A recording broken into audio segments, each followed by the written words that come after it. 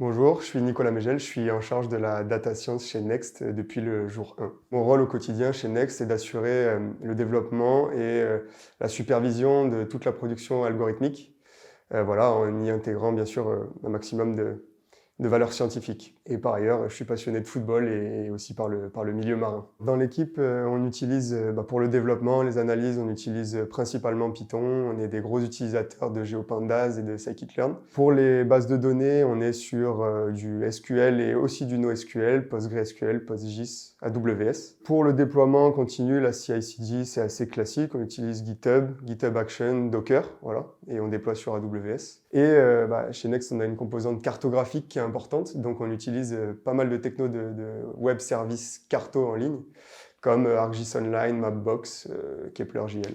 Quand il s'agit de connaître en fait, des émissions de gaz à effet de serre à une échelle fine et précise, et comme on a très peu de mesures directes en fait, du CO2, il faut l'estimer de manière indirecte, en traquant un peu toutes les activités qui ont lieu sur le territoire. Donc ça implique, quand on fait ça, je pense, 3 grands défis.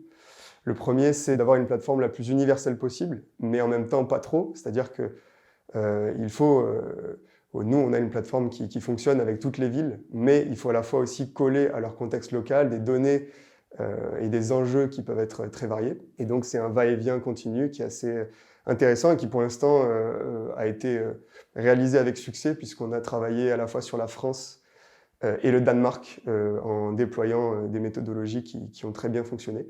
Et dans notre feuille de route, on souhaite couvrir à peu près une centaine de métropoles européennes d'ici l'année prochaine. Ensuite, deuxième défi, c'est la réconciliation entre les données, c'est-à-dire qu'on va avoir, selon les contextes, en fait, des données de nature très différente, avec des représentations géographiques, des complétudes, des niveaux d'échelle différents.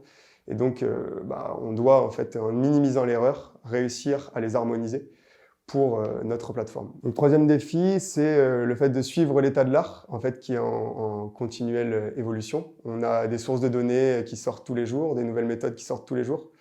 La décarbonation dans les villes, c'est un domaine qui est en pleine effervescence, et donc il faut à la fois connaître ces nouvelles méthodes et les intégrer de manière flexible dans notre plateforme et notre quotidien en fait. Pour convaincre une recrue de nous rejoindre, je peux parler de ce qui nous motive nous au quotidien. Ça me semble être la meilleure manière de faire. Donc déjà, il y a la proximité des réseaux à la fois scientifiques, comme par exemple le laboratoire des sciences du climat et de l'environnement, des universités américaines aussi, à la fois le réseau aussi associatif, ONG. Donc dans un second temps, c'est aussi l'ambition. Comme je disais, c'est un domaine qui est en pleine effervescence et qui est un peu en train de se chercher, le domaine de la décarbonation des villes. Et nous, on veut faire partie des standards de demain dans un futur très proche. Donc c'est ambitieux et très stimulant pour nous. Dans l'équipe Data Science, on a aussi comme principe de vraiment comprendre ce qu'il y a derrière nos jeux de données, en avoir une vraie compréhension métier. Et je pense que ça fait la différence. On sait pourquoi on travaille, on se lève le matin pour participer à décarboner les villes et ça n'a pas de prix.